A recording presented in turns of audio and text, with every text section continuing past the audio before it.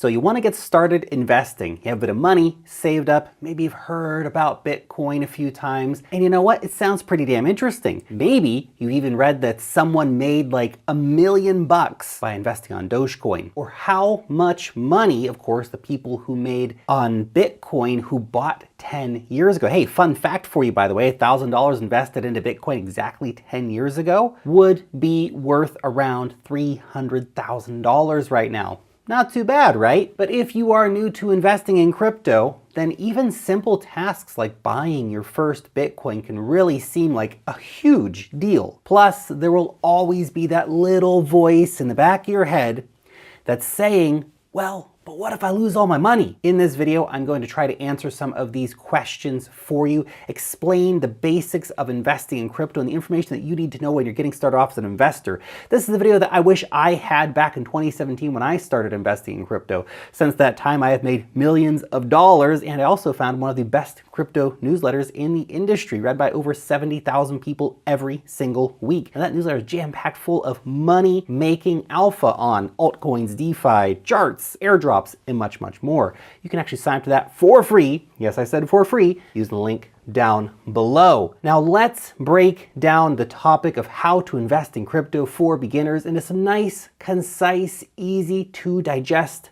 steps. First, why invest at all? Well, there are many reasons that people want to invest, and to invest specifically in cryptocurrency. The first and obvious reason is crypto is a highly volatile, but also a very high growth, high return industry. And let's be real, people come to crypto to make big money and ideally to make it fast. Second, people are waking up to the reality that you cannot trust the system anymore to take care of you. Retirement is looking less and less likely for an increasing number of people, and the value of money over time, it is falling, often dramatically so. If you hold cash, you're guaranteed to lose due to these factors. You put your money in a savings account, well, you're still losing. Savings accounts, they're a joke. They don't even keep pace with inflation or money debasement, not even close. You'll lose money by putting it in a savings account. You need to invest to stay ahead. It's almost not even a choice anymore.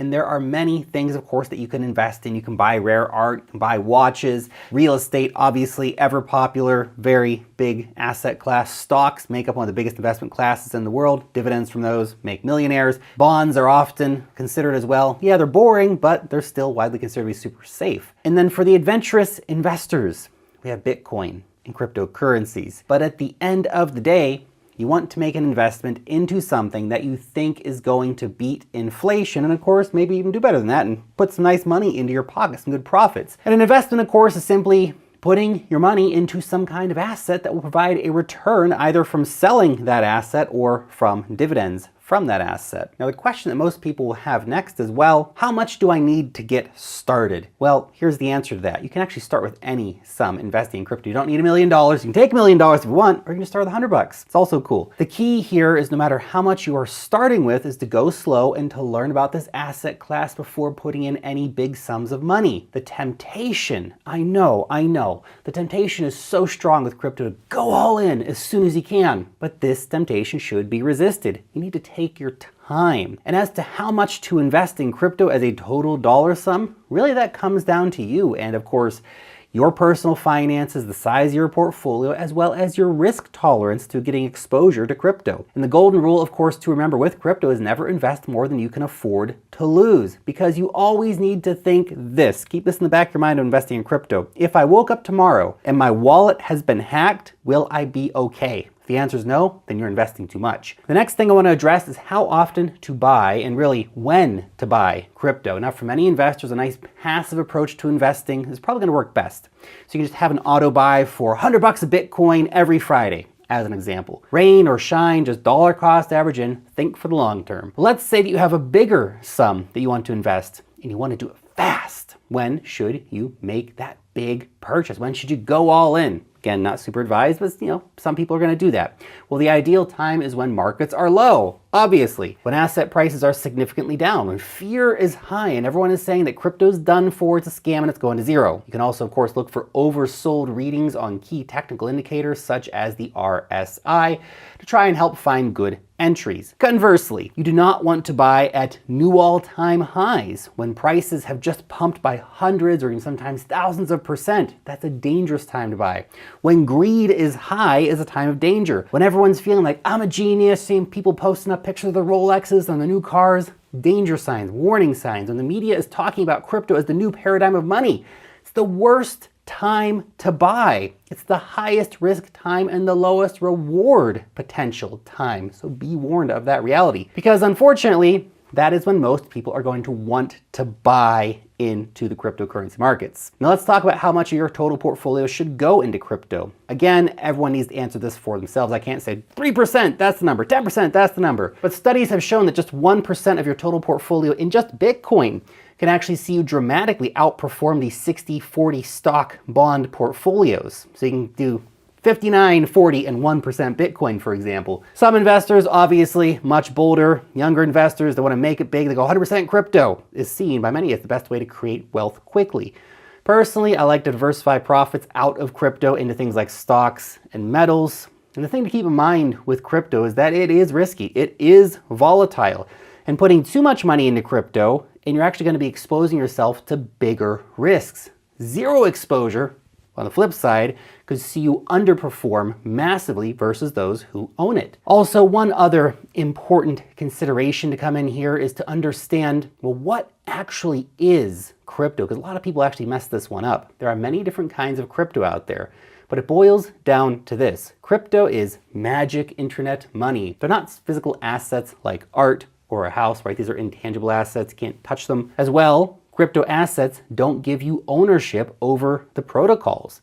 So these are not stocks, right? Owning a stock gives you certain legal rights. This is not that. This is a crypto asset. You have no rights. And the way that crypto assets are treated and taxed, something to keep in mind here, often varies very much from how those traditional assets are treated. But one thing to never forget is that the tax man is going to want to be paid. Now look, different crypto can fulfill different functions. Bitcoin, for example, it's a monetary device transacted on the world's most secure computer network. We have similar networks such as Litecoin, Dogecoin, Monero. These are transactional payment currencies primarily. Ethereum, it's like a permissionless supercomputer operating system that has both a native token that operates as money and is used to access the network and pay gas fees, which is ETH, and it's also a network that allows thousands of tokens to be built on top of it. Similar networks to Ethereum, Solana, Matic, and Cardano, dozens of others as well. And then we have tokens. These are more like startup companies built on top of blockchains. Levels of decentralization vary, but basically a token launched on top of a network like Ethereum, in which in theory has some sort of use case within a platform somewhere. The best ones, of course, will have strong use cases. The range of tokens is big, from meme coins, which are literally just pictures with a token, like a dog or a frog meme. They have no use case. They're generally junk, although they can pump like crazy. Then you have things like GMX, which provides real yield from platform fees back to holders, so they make money and they pass it on to token holders. We have tokens that have burning mechanisms built in, like MakerDAO's MKR token, or a token which is needed to pay for some kind of network operation or services within a platform or ecosystem, such as Chainlink's Link token. Now, all of these tokens depend, of course, on hype, users, successful teams, successful partners, successful integrations, all that stuff in order to be successful and make you money. Now let's talk about the big question. What should I buy? Well, let's break this down into a few different categories. First, we have to talk about Bitcoin. It deserves its own category. It's the OG crypto, obviously. It's the most widely adopted.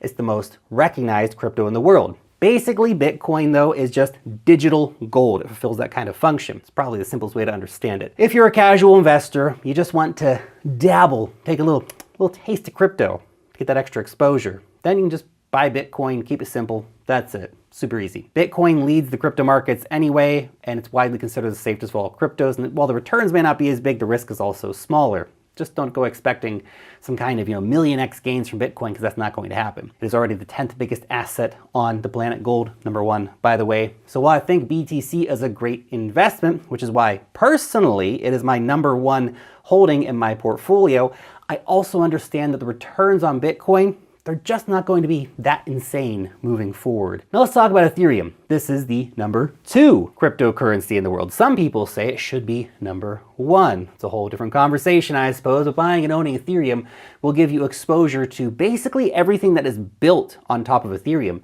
because it is a value sink for all of those different protocols and tokens and whatever else is built on top of Ethereum. The more they succeed, the more Ethereum succeeds. So we're talking about decentralized finance, NFTs, stablecoins, layer 2s, gaming, gambling, metaverse, AI, big data, oracles, and much, much more beyond that. Plus, Ethereum has a burning mechanism built in, which is like a perpetual stock buyback mechanism, which decreases the supply of Ethereum in the long term. And of course, you can stake Ethereum to earn some sweet, sweet yearly returns. Now, in my opinion, most investors entering the market would be well served by just owning a 50-50 split of Bitcoin and of Ethereum. Gives you big exposure to the entire crypto space, as together these two coins actually represent about 65% of the entire market cap of crypto. So holding just these 2 coins is probably pretty close to holding an index fund for crypto, if you will. Also, one bonus for both Bitcoin and Ethereum is that they are increasingly getting different products. We're seeing stock traded products like ETFs being launched for these cryptocurrencies. So depending on where you live, there may actually be an option to buy a BTC ETF or an ETH ETF via your brokerage account. Now let's discuss the real money maker in crypto. Altcoins. Bigger risk, but also potentially bigger rewards. Well, Bitcoin and Ethereum are a nice bit of spice for a traditional portfolio. If you're actually looking to make it big in crypto, make millions of dollars, 1000x gains, all that kind of stuff, then you're going to need to risk life and limb in the altcoin jungle. Altcoins are basically all coins except Bitcoin and Ethereum. They broadly break down into 3 categories. We have big caps. These are like the top 20 coins, right? Generally, they're considered a bit safer than some of the lower cap stuff, obviously, but they're also generally more boring investments that will have smaller returns. Mid caps, they range from top 20 to maybe the top 200 or top 300 by market cap. And then of course we have small caps, which are usually considered as the altcoins with under 100 million or so by market cap. You might even look at what's like micro caps under 10 million or even under $1 million market cap coins. Those are really high risk, right? Try to think of it like this.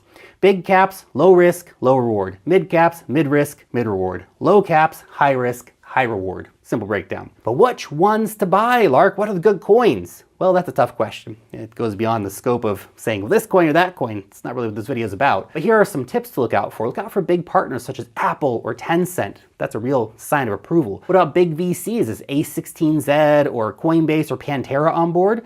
Because while the big VCs don't always get it right, they can definitely, often anyway, sniff out the good shit from the bullshit. Look as well for good novel ideas or ideas that do something better than their predecessors, things that you can relate to and understand, like, oh, that makes sense, that business model makes sense to me, I understand that. Pay attention to the teams too, that they have the experience needed to actually make this into a success. And in particular, pay attention to the token model. Is the token even needed at all? You'd be surprised at how often a token is not needed at all, or it's just like some BS token that does nothing, like giving you rights to govern the platform. Governance tokens can pump, but they're not great tokens. Other things, can you get a staking reward from that token? Is that token staking reward sustainable? Does it have a burning mechanism? What percentage of the supply has been released into the market already?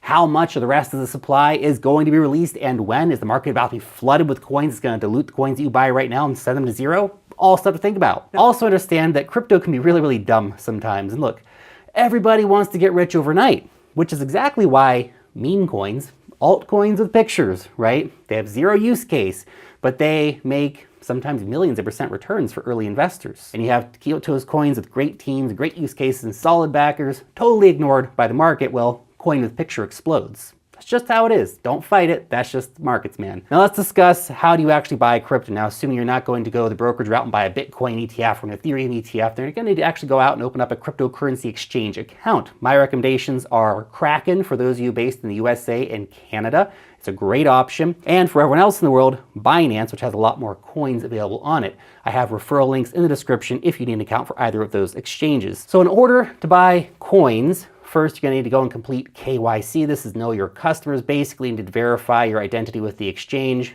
Exchanges have to comply with modern banking laws, so it's not a surprise. Once you've done that, you can start buying coins. after you fund your account, of course, either by credit card or by sending a wire transfer, which, depending on where you're sending it from, might take a few hours or a few days. The process, though, is basically the same as you go through buying a stock on a brokerage. You go, you find the coin you want to buy, let's say Bitcoin, you enter the amount of Bitcoin that you want to buy, and then you click on the buy button. Basically it. It's a pretty easy process, actually. It's not such a big learning curve from buying stocks when buying on an exchange. But the big difference between stocks and crypto is that you can easily withdraw your coins from the cryptocurrency exchange and put them into your own wallet. And that is a critical step, because a cryptocurrency exchange, it is not a bank. It is not a stock brokerage. It is a marketplace for digital assets. And exchange hacks happen. Bankruptcies happen. You can't trust the exchange. For that, you will need to download a software wallet, or preferably to buy a hardware wallet. That then puts you in control of your crypto. Not the cryptocurrency exchange, but you, which is kind of the whole point of crypto. With great power comes great responsibility. Of course, you have to be careful with your keys when you do that. Okay, now for the part you've probably been waiting for. How do I make money with crypto, man? Well, there are 3 key ways people do this. First, selling your coins that you bought low when the price goes high. Seems really obvious, I understand, but most people actually buy high and then sell low. You want to win, right? So you need to do the opposite of that. Buy low, sell high. Now that involves learning some key skills like understanding market cycles, understanding sentiment in the market, understanding you need to buy when everyone else is afraid, learning technicals like the RSI to help you spot good buying opportunities, spending time in the markets to find new trending opportunities, new DeFi farms and all that stuff. And of course, then having the courage to be a contrarian and buy when everyone else is not willing to, and something so fresh, everyone's calling it a scam, or something so low, everyone's, oh, that's going to go to zero. You can also make good money in crypto by buying and staking coins such as Ethereum or Cardano. Although, once again, you really want to time your buys well with this. You see, it doesn't really matter if you're getting a solid 5% a year on staking your Cardano, for example, if your total investment is down by like 75% because you bought the top, right? You want to buy that cheap, then stake it, and then you can really juice some returns out of that. The third way is from DeFi. This is when you put your money to work on chain in different finance protocols that, for example, pay you fees for stuff like doing the service of providing liquidity. This can be a really great way to earn some extra cash with your crypto portfolio. But then again, you can also lose everything to a hack. So keep that in mind. But remember, none of what I just said matters unless you take profits at some point. Doesn't matter how good your entry was, how many coins you got from that DeFi farm, how many coins you got from staking. If you never click the sell button, you will never, ever make any money in crypto. So when you are sitting on big profits, consider clicking the sell button. Turn the lizard brain off and click the sell button. Because most investors, what they do in crypto, they make a round trip. They buy their coins really low. They get great entries. They watch the coin pump to millions, and then they watch it all crash back to zero. Do not do that. Write this down. Take your profits, or the market will take them for you. Okay, that's it. Subscribe now. I'll see you next time.